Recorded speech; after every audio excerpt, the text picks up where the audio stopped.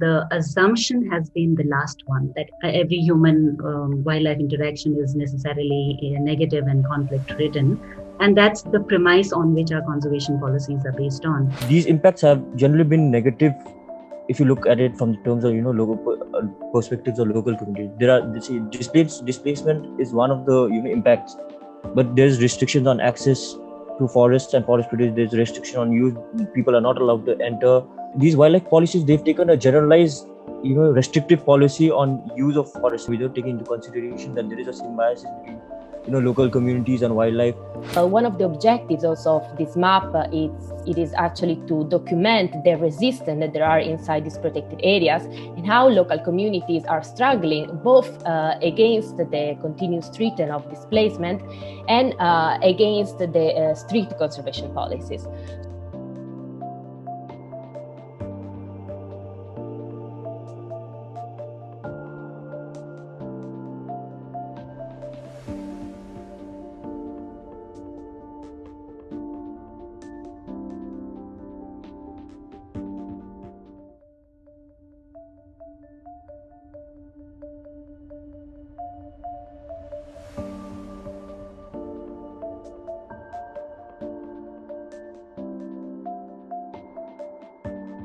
It has to be seen both in international and national context, and I think in both contexts a lot has to do with extreme amount of resources that have gone into creating campaigns to develop a certain narrative of pristine nature. And we see that, because dominant media is always covering these innocent poor wild animals, and in trying to create that narrative, invariably the local people who are interacting with these spaces are shown as villains and the cause for their decline and their decimation.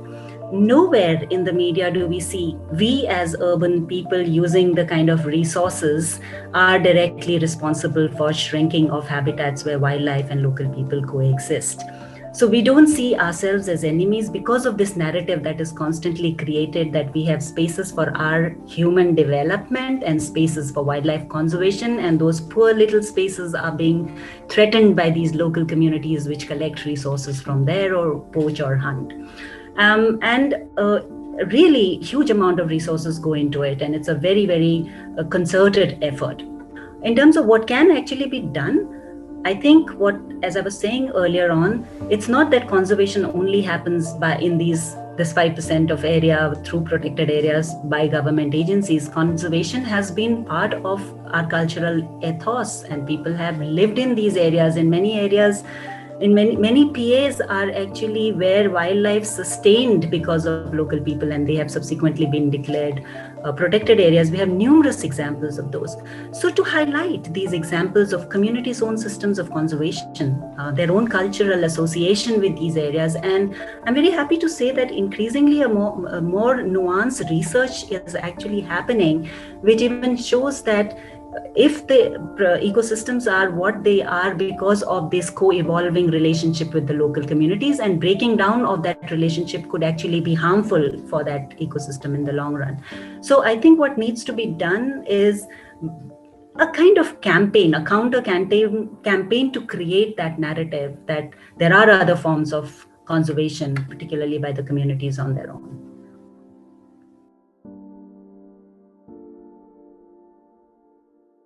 The reason why probably we don't hear also much of this issue in the conservation discussion is because there are also a lot of interest, economic interest by the conservation organization per se. And there are many conservation organizations that are also part of this complex game and that are also directly funding some of this displacement. So we have seen these in our studies, like there has been organizations such as the Wildlife Conservation Society that has been funding that huge relocation in Agarole Tiger Reserve and is now partnering with the government of India for a new relocation in Melghat Tiger Reserve. Obviously, somehow it's normal that we don't hear like this kind of issues when in the conservation discussions per se. So this discourse somehow doesn't come out in the conservation discourses because it is also hidden by the same organization. So this is also like an attitude that needs to be changed by the conservation organizations as well.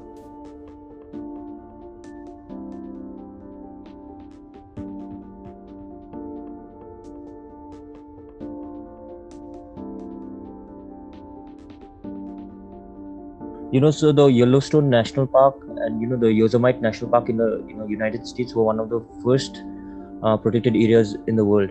So these were the genesis of the protected area management model, and both of these national parks involved displacements of the indigenous communities living in that area. In a few tiger reserves where forest rights have been recognized, the implementation, if the forest department is still hesitant on giving local communities the full authority and the full management, okay, you're going to manage this area, and they still feel like that control, they still have the control over these forest areas. So the situation still remains the same, and it's not very progressing very fast. But yeah, the hope is there. Means as time moves on, our laws and policies, our practice begin to recognize these communities. And it's not that it has not been documented; it is visible. But one needs to the state needs to recognize the rights of these communities.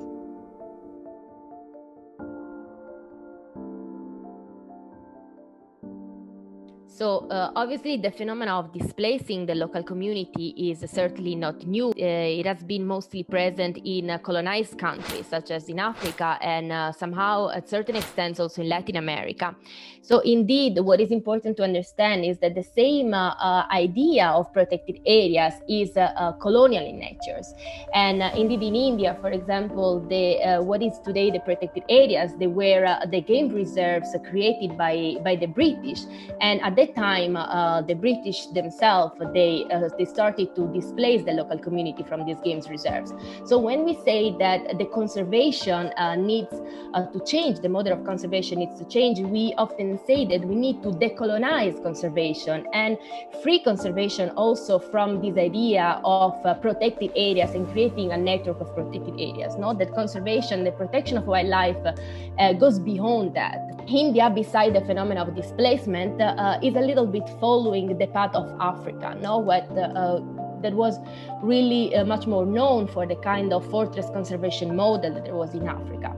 So in India, we have been experiencing, like in these last years, an increasing of securization and militarization around protected areas, with the coming up of the Special Tiger Protection Force, but also other armed force and other way of securing this space, like technological surveillance with use of drones and camera trap to secure these protected areas.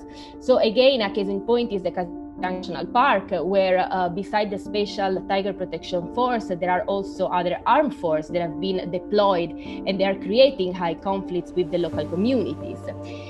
So in the name of poaching for the rhino protection, forest guards in Kaziranga enjoy legal immunity from persecution, and there is also shoot-at-sight policies. And this kind of policy have been also observed in Africa. One example is the Kruger National Park in South Africa. So we have seen that the kind of military training that are happening nowadays in India are similar at the kind of the military training that are happening in Africa. But this is like a worry, let's say, and this is what we are observing right now.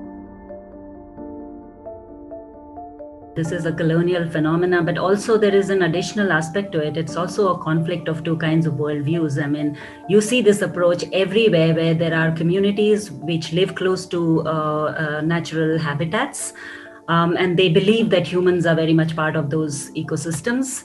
Them against those who believe that natural resources, man in particular, is at the apex of the pyramid, and all resources are for his use.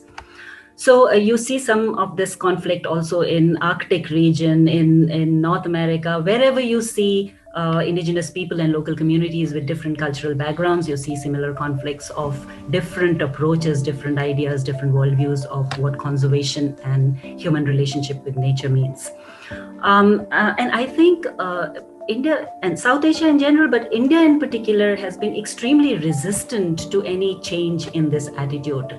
It continues to have a very strong colonial and top-down approach, and there's this strong fear of losing control. But internationally speaking, there has been a lot of change. For example, Convention on Biological Diversity very clearly speaks about two approaches. One, it clearly recognizes the role of indigenous people and local communities' conserved areas, and talks about recognition of such areas and seeing them as other effective area-based management, conservation mechanisms. But such recognition has not happened in India. For example, there's absolutely no discussion about community conserved areas. Whereas countries like the Philippines have come up with a law to support CCAs. The second is that CBD also very strongly talks about its decision, and its program on protected areas very strongly talks about that no protected areas should be created without free, prior, informed consent of the local communities, and with total any creation, management and governance of a protected area should be with inclusion of local communities. But none of these decisions have trickled down to India for some reason. Third, very important aspect is what IUCN describes as the protected area matrix. IUCN clearly says that there are different protected area management categories and different protected area governance categories. So you could have very strictly protected areas to a huge range of objectives of protection. At the same time, you could have a huge range of actors protecting them. You could have government protecting them. You could have collaborative governance systems. You could have local communities protecting them. This IUCN system matrix of conservation and protected area governance has also not trickled down to India as yet. So India has been very, very resistant in the progressive approach to inclusive governance.